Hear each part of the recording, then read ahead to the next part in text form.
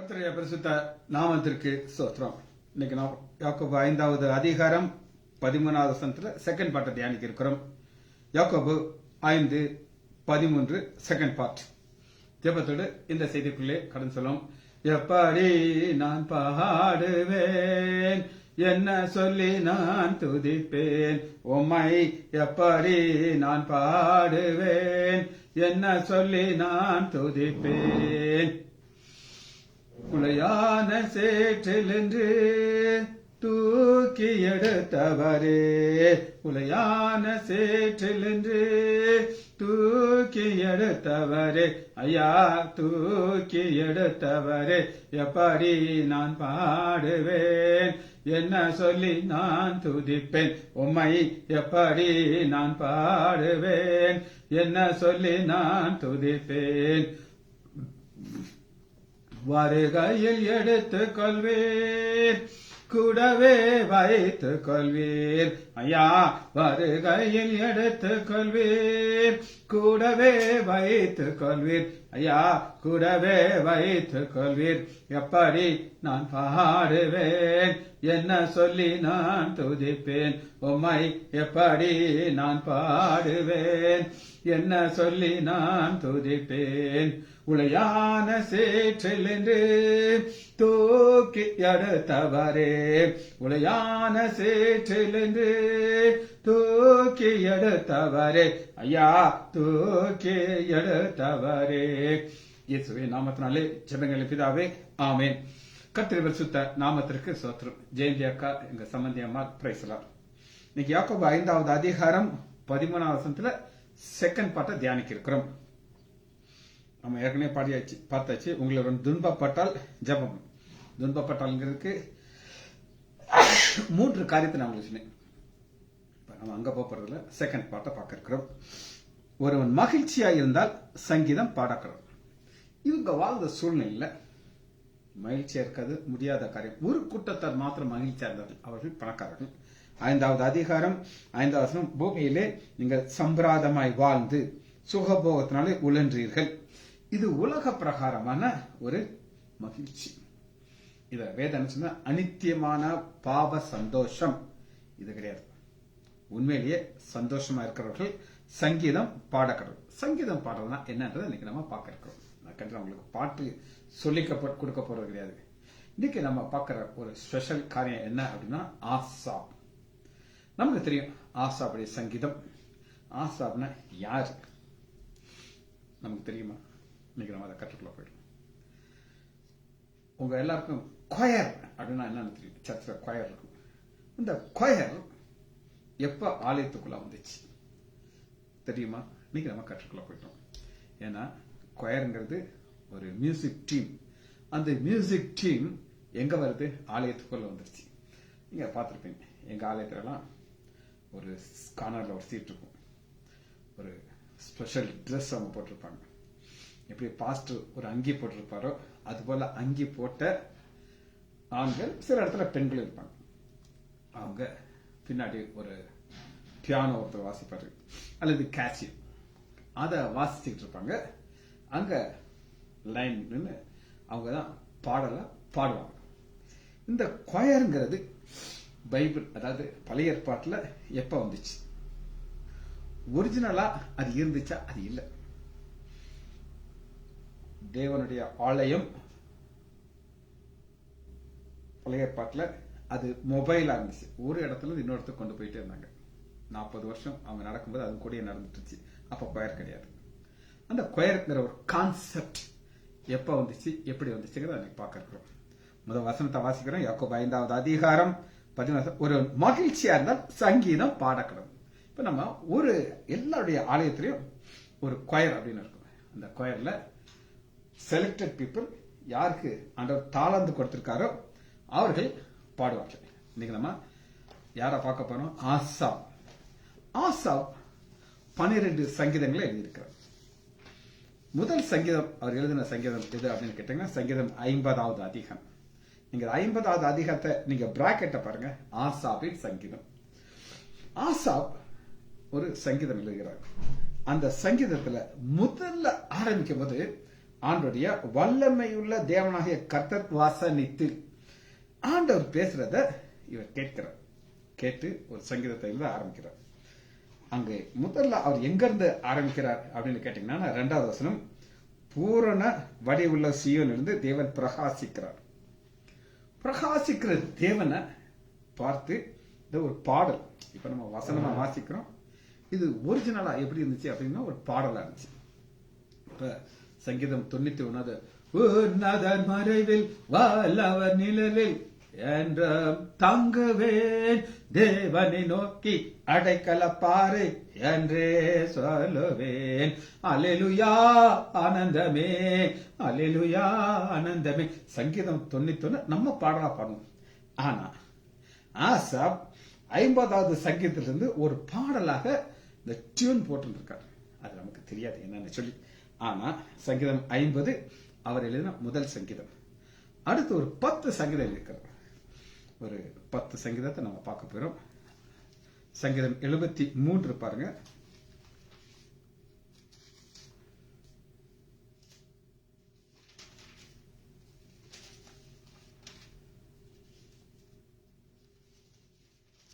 சங்கீதம் 73 ஆசாபின் சங்கீதம். 72 சாலமனை பற்றிய சங்கீதம். ஆனா 73 இருந்து 83 வரை 10 சங்கீதத்தை எழுதினது ஆசாப். ஆசாப்பை குறித்து நம்ம ஏன் இன்னைக்கு பார்க்க போகிறோம், இதுதான் இன்னைக்கு தலைப்பு. ஆசாப் யார் அப்படின்னு நம்ம பார்க்க போறோம். ஆசாப் தாவீதுக்கு ஒரு நெருங்கிய நண்பர், வெரி க்ளோஸ் ஃப்ரெண்ட். இவரைத்தான் ரொம்ப ஒரு க்ளோஸா வச்சிருப்பார். ஆசாப்புடைய வாழ்க்கையை ஃபுல்லா இதுலயே நம்ம பார்க்கலாம். ஒரு உதாரணத்துக்கு 73வது சங்கீதத்தை ஆசாப்புடைய கேரக்டர் நம்ம பார்க்கிறோம். 73வது அதிகாரம் சங்கீதத்தில் எடுத்துங்க. ஆசாப் சங்கீதத்தில் முதல் வசனம், சுத்த இருதயங்களாகிய இஸ்ரவேலுக்கு தேவன் நல்லவராக இருக்கிறார். இஸ்ரவேல் எல்லாருக்கும் நல்லவரா? நோ நோ நோ, எல்லாருக்கும் கிடையாது. அதுல சுத்த இருந்து. இப்ப இவர்கிட்ட சுத்த இருதயம் இருந்துச்சா இல்லையா? இல்ல. ஏன் சுத்த இருதயம் இல்லைன்னு அப்படின்னு கேட்டீங்கன்னா, அவர் வானத்தையும் பூமியை உண்டு பண்ணின தேவனை பார்க்கறத விட்டுட்டு துன்மார்க்கனை பார்க்க ஆரம்பிக்கிறார். 3வது வசனம் பாருங்க. சங்கீதம் 73:3, துன்மார்க்கரின் வாழ்க்கையை நான் காண்கையிலே வீம்புக்காரர்களுடைய மேல் பொறாமை கண்டேன். பொறாமை அது ஒரு ஆமை. அந்த ஆமை உள்ள வந்துச்சு நம்ம வாழ்க்கை ஒன்றும் இல்லாம இருக்கணும். இன்னைக்கு உங்களுக்கு ஆண்டவர் எவ்வளவோ ஆசீர்வாதங்கள் கொடுத்திருக்கிறார். அந்த ஆசீர்வாதத்தை ஒவ்வொன்றையும் நம்ம சொல்லி சொல்லி சொல்லி ஆண்டவரை துதிக்கணும். ஏன்னா இன்னைக்கு நம்ம பார்க்கிற தலைப்பு என்னன்னா, சந்தோஷமா இருக்கிறோம், சங்கீதம் பாடக்கிறோம். இங்க துன்மார்க்கனுடைய வாழ்க்கை நீங்க பாத்தீங்கன்னா உங்களுக்கு இருக்கிற கொஞ்சம் நஞ்ச சந்தோஷமா ஓடிய பேர். அதனால நீங்க சங்கீதம் பாடணும்னா நீங்க ஆசைப்பட்டீங்கன்னா நீங்க ஆண்டவரை பார்க்கணும். அவர் உங்களுக்கு என்ன நன்மைகளை செய்திருக்கிறாங்கிறத மனுஷனும் தியானிக்கணும். அந்த நன்மைகளை நீங்க தியானிக்க தியானிக்க தியானிக்க உங்களுக்குள்ள ஒரு பெரிய சந்தோஷம். சரி, சங்கீதம் 73வது அதிகாரத்துல 16வது வசனத்துல ஒரு டர்னிங் பாயிண்ட் இருக்கு. இப்ப ஆசாப் ஒரு வார்த்தையை சொல்லிட்டார். என்ன சொல்றாருன்னா, சுத்த இருதயம் உள்ளவருக்கு இஸ்ரவேல் நல்லவனா இருக்க முதல் வசனம். ஆனா 16வது வசனத்துல இப்ப அந்த துன்மார்க்கனை பார்த்து அவங்க செழிப்பா பாக்குறாரு. இவ்விதமா இதை அறிவுபடிக்கு யோசிச்சு பார்த்தேன். நான் தேவனுடைய பரிசு அவர்கள் முடிவை கவனித்து உணர்வு 17வது வசனம். அது என் பார்வைக்கு விசனம் முடிவு. நம்ம முடிவை குறித்து ஒரு செய்தி நான் உங்களுக்கு சொன்னேன். முடிவு எப்படி இருக்கணும் அப்படின்னு சொல்லி இங்க நம்ம பார்த்தோம். ஆனா அவர்களுடைய முடிவை இவர் பார்க்கும் பொழுது ஒரு டர்னிங் ஆயிடுச்சு. இன்னைக்கு ஒரு வித்தியாசமான செய்தி உங்களுக்கு நான் வைத்திருக்கிறேன். நான் ஆவியான பரிசுத்தாவில உங்களுக்கு வைத்திருக்கிறேன், நான் கிடையாது. ஆவியான உங்களுக்கு என்னைக்கு இன்னைக்கு உங்களுக்கு என்ன சொல்லி தர போகிறாருங்கிறத நான் உங்களுக்கு முதல் ஷார்ட்டா சொல்றேன். உங்களுக்கு பழைய ஏற்பாட்டுல ஆசரிப்பு கூடாரம் நல்லா தெரியும். அத ஒரு வெளிப்பிரகாரம்னு ஒண்ணு இருக்கும். இங்க யாரும் வரலாம், பிரகாரம் இருக்கும். இந்த பிரகாரத்துல என்னென்ன இருக்கு நம்ம பார்க்க போயிடும். ஒரு மகா பரிசுத்த ஸ்தலம் இருக்கும். இவ்வளவுதான் இருக்கும். அந்த பிரகாரத்துக்குள்ள சமூகத்து அப்பா இருக்கும், ஒரு டேபிள் இருக்கும், ஒரு பக்கம் மினர்வா அப்படின்னு சொல்லி ஒரு குத்து விளக்கு இருக்கும். அந்த குத்து விளக்குக்கு ஆசாரியர் வந்து எண்ணெயை புளிஞ்சு ஊத்திட்டே இருக்கணும். அது என்னைக்குமே அது டார்க் ஆகக்கூடாது, எரிஞ்சுக்கிட்டே இருக்கும். மகாபரிசத்துக்குள்ள யாரும் போகக்கூடாது. வருஷத்துக்கு ஒருக்கா தான் பிரதான ஆசிரியர் உள்ள போகலாம். இதுதான் பிக்சட் ஸ்டாட்டர். ஆனா இதற்குள்ள எப்ப இந்த சங்கீத பாடல்கள் உள்ள வந்தார்கள், அது அப்படிங்கிற இன்னைக்கு செய்தி. இந்த பேட்டர்ன் தான் இருந்துச்சு. எப்ப வரை இருந்துச்சு, எப்ப இதுக்குள்ள சங்கீதக்காரர்கள் உள்ள வந்தார்கள், இது எது வரை வந்துச்சுங்கிறத நம்ம இன்னைக்கு பார்க்க. ஏன்னா நம்ம இன்னைக்கு பார்க்க போறது சந்தோஷமா இருக்கிறவர்கள் சங்கீதம் பாடணும். சரி, 74வது வசனத்தை நம்ம பார்க்க இருக்கிறோம். இப்ப நம்ம 50வது சங்கீதம் எழுதுனது ஆசாப். அடுத்து 73வது சங்கீதத்திலிருந்து 83வது சங்கீதம் வரை எழுதுனது ஆசாப். 73 அவுட்லைன் தான், நான் உங்களுக்கு ஃபுல் ஸ்டடி நான் எடுத்துட்டேன். உங்களுக்கு வேணும்னா அங்க போய் பார்க்கலாம். இன்னைக்கு அந்த சங்கீதத்தில இருந்து அவர் எப்படி நமக்கு தன்னை வெளிப்படுத்த முக்கியமானது அவர். ஏன்னா அவர் எப்படியா 74வது வசனத்துல நீங்க பாத்தீங்கன்னா ஒரு தீர்க்க தரிசனமாக ஒரு காரியத்தை நம்ம பார்க்க இருக்கிறோம். அந்த தீர்க்க தரிசனமான காரியத்தை நம்ம பார்க்கும் பொழுது அவர் எதை சொல்றாரு அப்படின்னு கேட்டீங்கன்னா, ஆண்டவர் ஒரு காலத்துல 13-14 நீங்க பாத்தீங்கன்னா தேவனுடைய வல்லமை எகிப்துல இஸ்ரவேல் மக்கள் மேல இருந்துச்சு. அதே வல்லமை இன்னைக்கு நம்முடைய ஆண்டவர் நம்மள இருக்கு. அதனால நம்ம ஆண்டவர் துதிக்கிறோம். இது 74. 75வது காரியத்துல பாத்தீங்கன்னா வீம்புக்காரரை நோக்கி வீம்பு பேசாது. 75:4. வீம்புக்காரர்கள் யார் அப்படின்னு கேட்டீங்கன்னா இந்த பணக்காரர்கள். இவங்க எதை குறித்து தான் பேசுவாங்க அப்படின்னு கேட்டீங்கன்னா, உனக்கு தெரியுமா என்கிட்ட எவ்வளவு சொத்து இருக்கு, உனக்கு தெரியுமா என் கேஷ் பேங்க்ல எவ்வளவு பேங்க் பேலன்ஸ் வச்சிருக்கிறேன், உனக்கு தெரியுமா நான் எவ்வளவு நகை வச்சிருக்கேன், இதெல்லாம் பேசிட்டு இருப்பாங்க. பேசாதங்கிறார். அப்படி இருக்கும்பொழுது 7 தேவனே நியாயாதிபதி. இப்ப 75வது அதிகாரத்துல ஒரு பாடல், நல்லா கேட்டுங்க, இது பாடல். நம்ம வசனமா வாசிக்கிறோம், அது பாடல் தான். அது இப்ப உங்களுக்கு ஏற்கனவே நான் சொன்னேன், சங்கீதம் 91வது அதிகாரம் அது ஒரு பாடலாக நம்ம பாடுவோம். உன்னதர் மறைவில் வல்லவர் நிழலில் என்றும் தங்குவேன், தேவனை நோக்கி அடைக்கல பாறை என்றே சொல்லுவேன். அல்லேலூயா ஆனந்தமே, அல்லேலூயா ஆனந்தமே, என்றும் ஆனந்தம் என் இயேசு தருகிறார். துதிப்பேன் துதிப்பேன் துதித்துக் கொண்டே இருப்பேன். ஆனந்தம் அவர் தர்றாரு, நான் சந்தோஷமா இருக்கிறேன், நான் பாடுகிறேன். அப்ப இத ஒரு எதிகை மோனையாக அதுக்கு ஒரு டியூனை போட்டு அதை நமக்கு பாடி காட்டிட்டார். நம்ம ஜாலியா பாடுவோம், அப்படிதானே? சந்தேகம் இருக்கா? ஆனா இந்த 73 இருந்து 84 வரை நீங்க பரலவம் போய் ஆசாப்ட போய், ஆசாபனே பிரதர் ப்ரோ, நீங்க எனக்கு 73 இருந்து 83 வரை 50வது சங்கீதத்தையும் பாடி காட்டீங்கன்னா அருமையா பாடி காட்டுறோம். ஏன்னா எல்லாருக்கும் அந்த ஆசை இருக்காது. ஏன்னா நமக்கு தெரியல பாத்தீங்களா, ஆனா வசனத்துல இருக்கிற கான்செப்ட் நமக்கு தெரியுது. அடுத்து பாருங்க 7 தேவன் நியாயாதிபதி, ஒருவனை தாழ்த்தி ஒருவனை உயர்த்து. யார தாழ்த்துகிறாரா? பணக்காரர்கள், ஐஸ்வர்யவான்கள். அவங்க உழன்று கொண்டிருக்கிறார்கள் சந்தோஷத்தில். எங்களுக்கு கிடைச்சிருக்கிற பணக்கார வாழ்க்கையில உழன்று கொண்டிருக்கிறார்கள். இவர்களுக்கு அழிவுதான் வரும், இவங்களுக்கு ஒரு மேன்மே வராது. பாருங்க 9வது, நானும் என்றென்றைக்கும் இதை அறிவித்து யாக்கோபின் தேவதை கீர்த்தனம் பண்ணுவேன். கீர்த்தனம் அதுதான் துதி. இப்ப நான் உங்களுக்கு திரும்ப சொல்றேன், சங்கீதங்கள் எல்லாம் வசனமா இருக்குது. வசனத்திற்கு ஒரு பாடலில் கீர்த்தனம் பண்ணி அவர் பாடி இருக்கிறார். சரி, 76வது வசனத்துல ஒரு பெரிய ஒரு பரலோக ராஜ்யத்தை போய் அவர் காட்டுகிறார். சரியா? அங்க எப்படி பாக்குறாரு அப்படின்னு கேட்டீங்கன்னா, 4 மகத்துவம் உள்ளவர்களே, கொள்ளை உள்ள பருவத்தை பார்க்க நீர் பிரகாசம் உள்ளவர். அவர் வாசஸ்தலம் இங்கே இருக்குது, சியோன்ல இருக்குது. இதெல்லாமே ஆண்டவரையும் அவர் இருக்கிற பிளேஸையும் அவருடைய பவர் எல்லாத்தையும் காட்டுறார். காட்டி நீரே பயங்கரமானவர், ஆஃபுல் காட் அப்படின்னு சொல்லி உங்களுக்கு நான் செய்தி போட்டிருக்கேன். 6-7 செய்தி தொடர் செய்தி பார்த்தோம். பயங்கரமானவர். இன்னைக்கு ஆண்டவர் மேல இருக்கிற பயம் கிடையாதுங்க. ஆலயத்துல, குறிப்பா ஆலயத்துல அவங்க என்ன நினைக்கிறாங்கன்னா, நாங்க தான் பெரிய ஆள், என்னுடைய அனுமதி இல்லாம பாஸ்ட் பேசக்கூடாது, எல்லாத்துக்கும் என்னுடைய கண்ட்ரோல்ல தான் இருக்கு, எனக்கு பிஷப்ட பயங்கர பவர் இருக்கு, நானும் பிஷப் ரொம்ப க்ளோஸ் ஃப்ரெண்ட். பிஷப் நான் ஒண்ணு சொன்னா இங்க ஆண்டவரை தவிர எல்லா பவரும் அவங்க கையில வச்சிருப்பாங்க. நாங்க பாக்குறோம் உமக்கு முன்பாக நிற்பவன் யார்? இப்படிப்பட்ட ஒரு காரியம் உங்களுக்கு தெரியாது. ஆனால் 10வது வசனம் பாருங்க, மிக அருமையான ஒரு வசனம். இதெல்லாம் எப்படி பாடினாருன்னு எனக்கு தெரியாது, ஒரு நாள் நம்ம கற்றுக்கலாம். மனுஷனுடைய கோபம் உமது மகிமையை விலக பண்ணும், மிஞ்சின கோபத்தை நீர் அடக்குவீர். எந்த ஒரு காரியம் நான் உங்களுக்கு இதை சொல்லும் பொழுது பார்வனை குறித்து நான் உங்களுக்கு சொன்னேன். பார்வனுடைய கோபம் வந்தனால்தான் செங்கடல் தனை நடுவாய் பிரித்த எங்கள் தேவனே கரமே சங்கீதம் பாடுற. இங்க இருந்து இது டைரக்டா கிடையாது, கோபத்தை அடக்குனாரா? அதனால செங்கடல் தனை நடுவாய் பிரித்த எங்கள் தேவனின் கரமே மகிழ்ச்சியா இருக்கிறேன். சங்கீதம் பாருங்க, அதான் இங்க இப்படி பார்க்கிறோம்.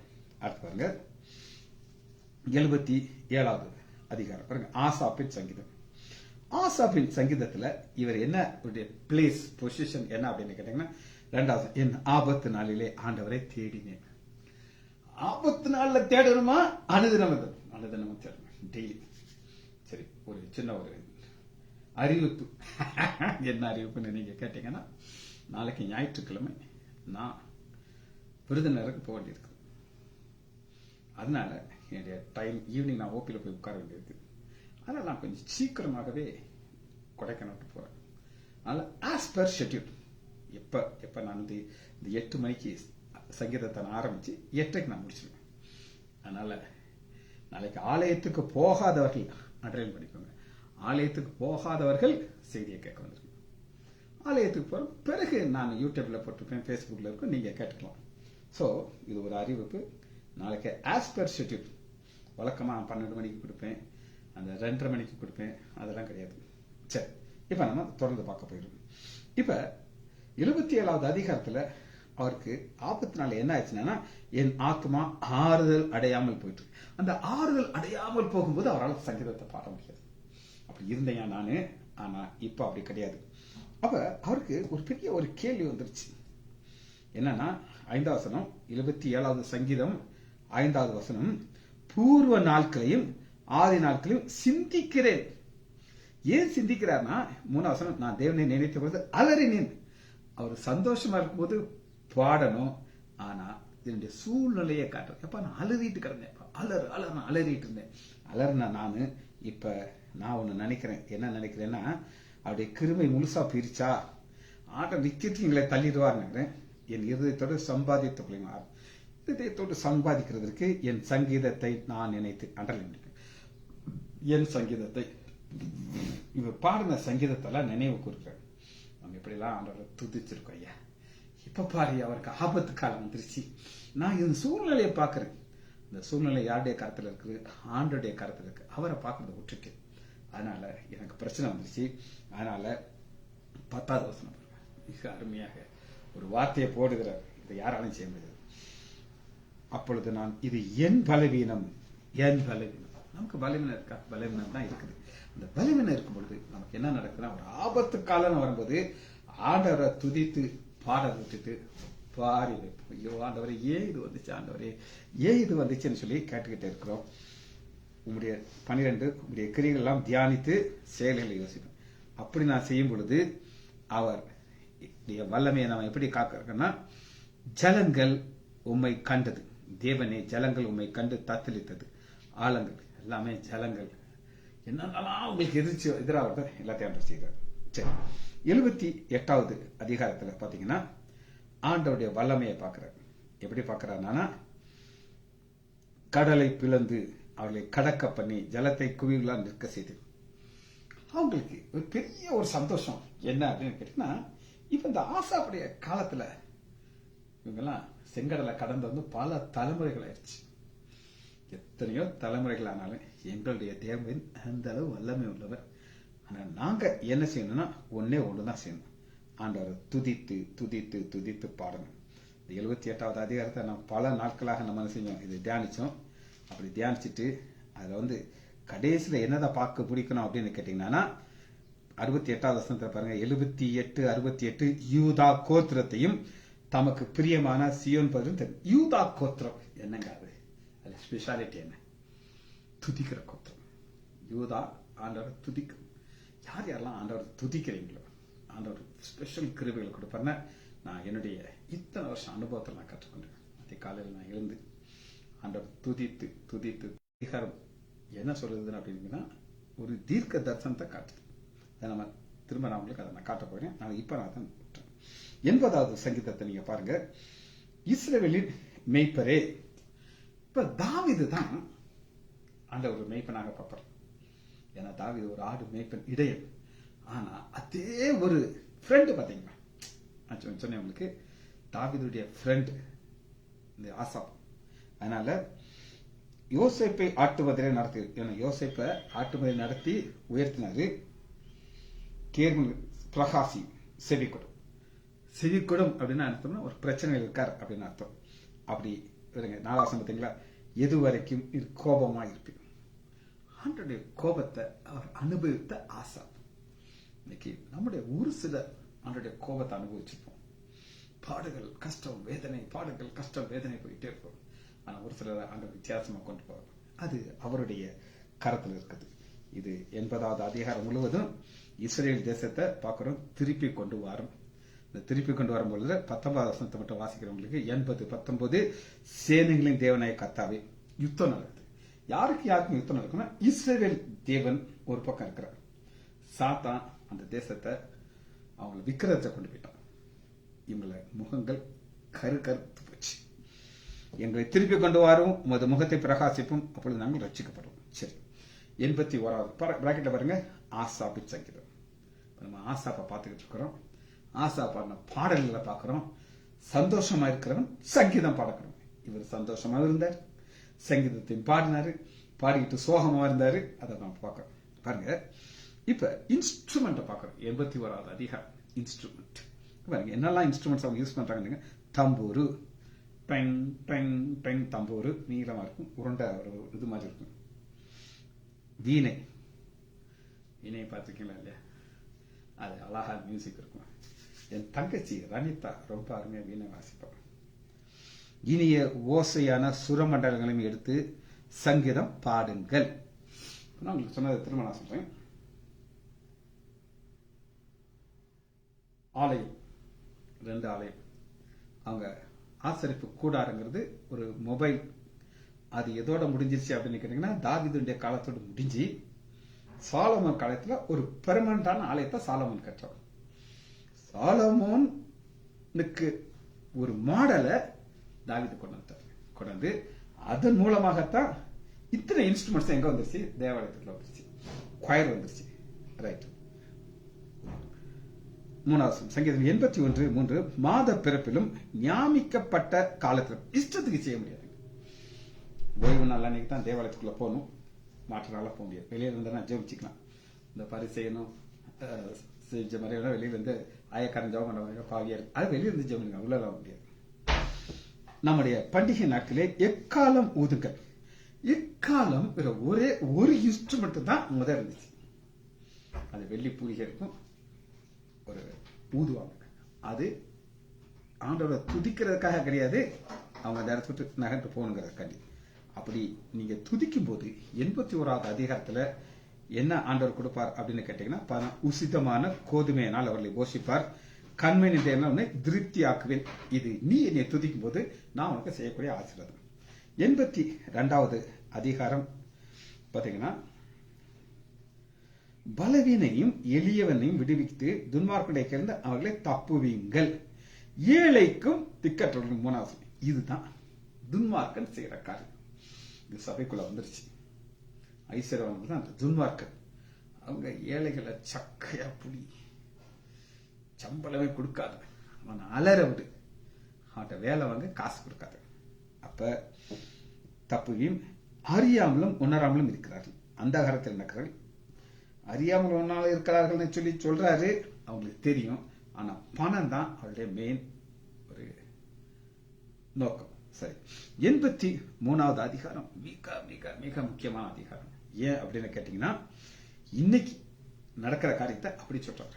இன்னைக்கு கிடையாது, எப்ப இஸ்ரவேல் தோன்றுச்சோ, ஒரு குட்டி பிள்ளையாக உருவாச்சோ, அன்னைக்கே சுற்றி இருக்க அத்தனை தேசங்களும் முடிவு பண்ணிட்டாங்க. 7வது, ஏக மன நிர்ணயம் ஆலோசனை பண்ணி என்ன செய்றாங்கன்னா, நாங்கள் பேரே இல்லாதபடி நாங்கள் என்ன செய்வோம், அதான் பண்ணுவோம். 4வது வசனம், அவர்கள் இனி ஒரு ஜாதியாயிராமலும் இஸ்ரேல் பேர் இனி நினைக்கப்படவருக்கு அவர்களை அதம் பண்ணுவோம் வாருங்கள். இப்படி ஏதோம் கூட்டத்தாரும் இஸ்மவேலரும் மோவாபியரும் ஆகரும். எல்லாமே நம்ம ஸ்டடி பார்த்துட்டோம், திரும்ப பார்ப்போம். இதெல்லாம் எதுக்காக நான் சொல்றேன்னா, இந்த 83வது சங்கீதம் வரை ஆசாப் கொடுத்தார். சரி, இப்ப அடுத்த ஸ்டெப் நம்ம பார்க்க போகிறோம். 2 சாமுவேல் எடுத்துக்கணும். 2 சாமுவேல் 6வது அதிகாரம். பெட்டி எங்க இருக்குது அப்படின்னு கேட்டீங்கன்னா, 6வது அதிகாரம்.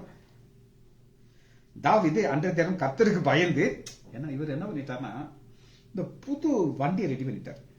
வண்டி பண்ணி அதுல 6வது அதிகாரம், தாவீது இஸ்ரேல் எல்லாருக்குள்ளும் தெரிந்து கொள்ளப்பட்ட மக்கள் எல்லாம் சேர்த்தாரு, உள்ள கூட்டினாரு, பட்டியல புது பெட்டியை ரெடி பண்ணாரு, அப்படி வந்தார்.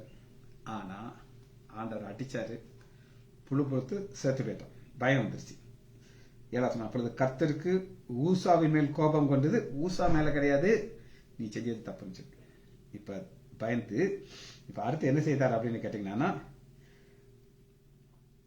அதை தன்னிடத்திலே 10வது தன்னிடத்திலே தாவீது நகரத்திலே கொண்டு வர மனதில்லாமல் கீத்தியனாகிய ஓபேத் ஏதோனுடைய வீட்டிலே கொண்டு போய் வைத்தான். இவருக்கு ஒரு பயம், ஐயோ நம்மள ஆண்டவர் அடிச்சு விடுவாரு, பயங்கரமான ஆண்டவராக்காரு, இவன் அடிச்சாலும் பரவாயில்ல,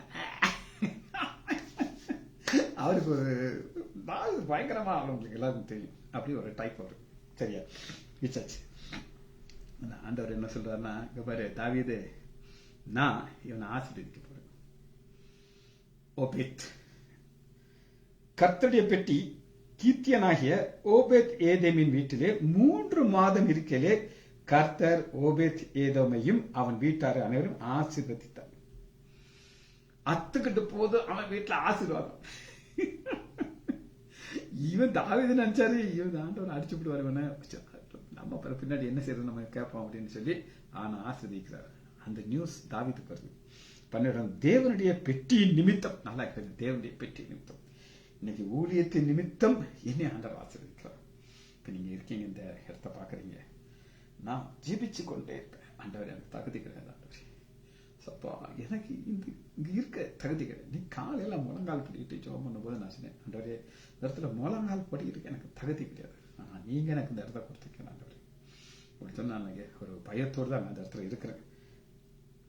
ஏதோ ஒன்று உண்டான எல்லாவற்றையும் ஆசீர்வதித்தார் என்று தாவீதுக்கு அறிவிக்கப்பட்டது. நியூஸ் போகுது தாவீதுக்கு, ஐயா நீ பயந்து பெட்டியை வச்சுட்டு வந்துட்ட, ஆனா ஆண்டவர் அவனை ஆசீர்வதிக்கிறாரு, அள்ளி போயிட்டு இருக்குது. என்ன ஆசீர்வாதம் நமக்கு தெரியாது, ஏதோ ஒரு ஆசீர்வாதம் கொடுத்திருக்காரு. தாவீது நியூஸ் போற வர. அப்பொழுது தாவீது தேவனுடைய பெட்டியை ஏதேமுடைய வீட்டிலிருந்து தாவீது நகரத்துக்கு மகிழ்ச்சியோடு கொண்டு வந்தான். இங்கதான் ஃபர்ஸ்ட் மியூசிக் ஸ்டார்ட் ஆகுது. நல்லா கேட்டுக்கோங்க. இப்ப இந்த மியூசிக் எப்படி ஆரம்பிக்குது அப்படின்னு கேட்டீங்கன்னா, வழியிட்டான் நடனம் பண்ணி, முழு பலத்தோடு நடனம் பண்ணி, அப்படி தாவீது இஸ்ரவேல் பெட்டியை கம்பீர சத்தத்தோடும் எக்காலத்துன்னு மியூசிக் இங்கதான் ஆரம்பிக்குது. ஆரம்பிச்சு அந்த மியூசிக் எங்க வருது அப்படின்னு கேட்டீங்கன்னா, 16, கர்த்தருடைய பெட்டி தாவீது நகரத்துக்குள் பிரவேசித்த பொழுது தாவீது டான்ஸ் ஆடுறார். கர்த்தருடைய பெட்டியை உள்ளே கொண்டு வந்தாச்சு, கூடாரத்துக்குள்ள இருக்குது.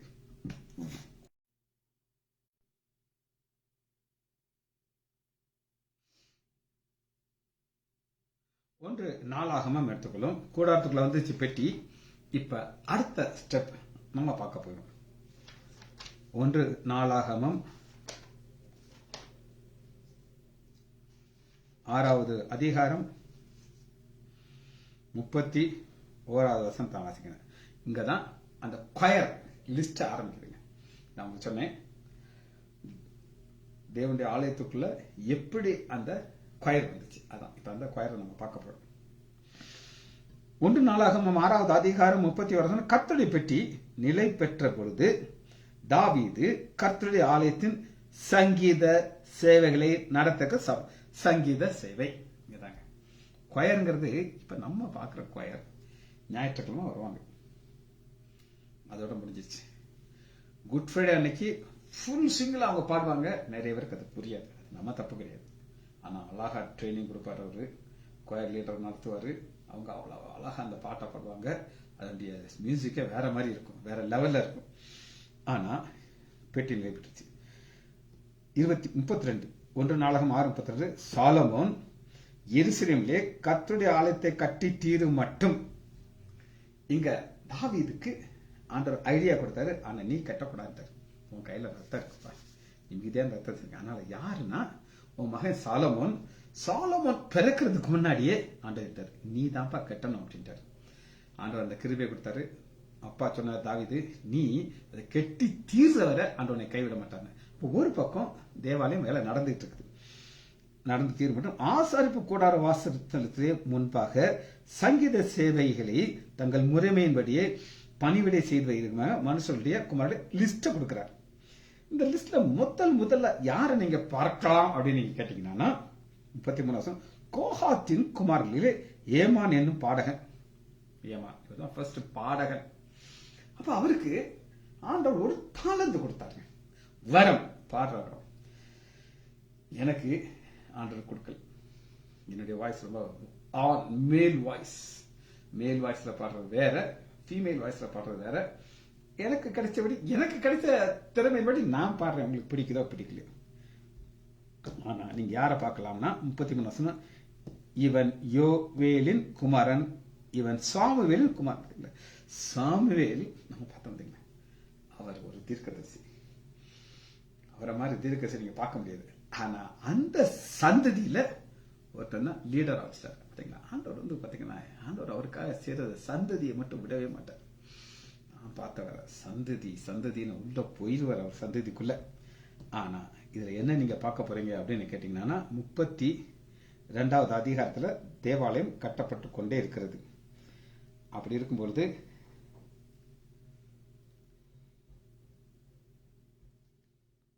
39 லாஸ்ட் வந்தாச்சு. ஃபர்ஸ்ட் காமிச்சிட்டேன். 39 லாஸ்ட்ல இவன் சகோதரனாகிய ஆசாப் இவன் வலது பக்கத்தில் நிற்பான். ஆசாப் லாஸ்ட்ல இருக்கார். ஆனாலும் லாஸ்ட்ல இருந்தாலும் அங்கிருந்து ஆண்டவரை துதித்து கொண்டே இருக்கிறார். இப்ப தேவாலயத்தை நம்ம பார்க்க போகிறோம். பழைய ஏற்பாட்டில் தேவாலயம் எப்படி இருந்தது நம்ம பார்க்க போகிறோம். எபிரேயர் எடுத்துக்கொள்ளுங்க. 9வது அதிகாரம் 2வது வசனத்துல ஒரு கூடாரம், அதுல முன்பாக குத்து விளக்கு, மினோரா குத்து விளக்கு, சமூகம் ஒரு மேஜை சமூகத்தாப்பு இருக்கும். 2வது திரை மகா பரிசுத்த ஸ்தலம், அதுக்குள்ள யாரும் போக முடியாது. அதுக்குள்ள மகா பரிசுத்த ஸ்தலத்துல என்ன இருக்கும் அப்படின்னா உடன்படிக்கை பெட்டி இருக்கும். இதுதான் இருக்கும். இங்க அந்த பாடல்களுக்கு இடமே கிடையாது. அப்படி இருந்தனாலும் ஆண்டவர் என்ன செய்யறாரு அப்படின்னு கேட்டீங்கன்னா கொயரை உண்டாக்கி 1 நாளாகமம் 6வது அதிகாரம் 32வது வசனத்துல ஆசாரிப்பு கூடாரத்திற்குள்ள உள்ள வந்துருச்சு மியூசிக். கொயர் இப்ப வந்துருச்சு எப்படின்னா தாவீது கொண்டாரு. ஆலயத்தை கிட்டவரை இது ப்ராசஸ் நடந்து கொண்டே இருக்குது. 39வது அதிகாரத்துல லாஸ்டா இருக்கிற ஆள் தான் இந்த ஆசாப். ஆனா லாஸ்டா இருந்தாலும் உண்மை உத்தமா அந்த ஊழியத்தை அவர் செய்து கொண்டே இருக்கிறார். அது செய்து கொண்டே இருக்கிறதுனால இப்ப தலைமுறை முடிஞ்சிருச்சு. தலைமுறைகள் ஓடி 2 நாளாகமத்துக்குள்ள வருவோம். 2 நாளாகமம் 29வது அதிகாரம் 30வது 29 30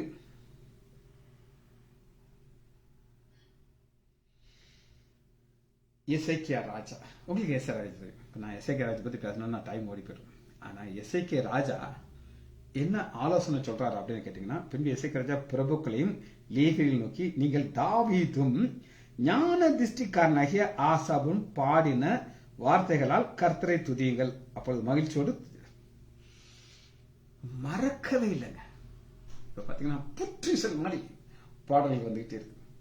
அதனால ஃபாதர் பிரஃபரன்ஸுடைய பாட்டு நிக்குது, அசைக்க முடியாது. எத்தனையோ பாடல்கள் ஃபாதர் பாடினார், அந்த பாடல் இன்னும் நிலை நிற்கிறது.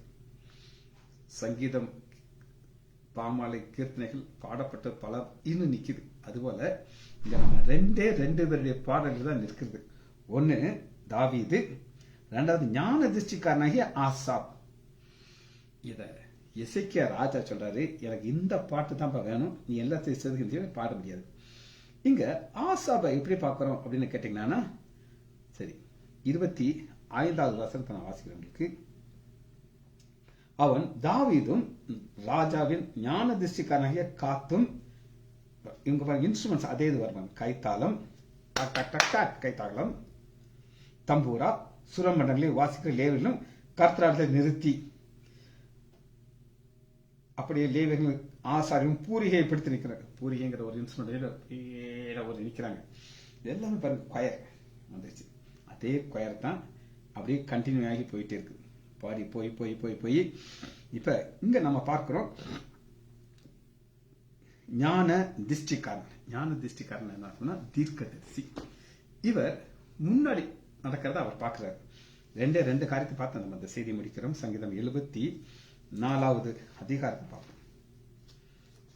ஞான திருஷ்டிக்காரன் 74வது அதிகாரம் 3வது வசனம். உம்முடைய பரிசுத்த ஸ்தலத்தை சத்துருவானத்தையும் கெடுத்து பாருங்க. இவர் சொல்லும் பொழுது இன்னும் ஆலயமே கட்டப்படல. பின்னாடி நடக்க போறத தீர்க்க தரிசனமாக முதவே செய்தார் சொல்லுகிறார். 4வது வசனத்தை பாருங்க.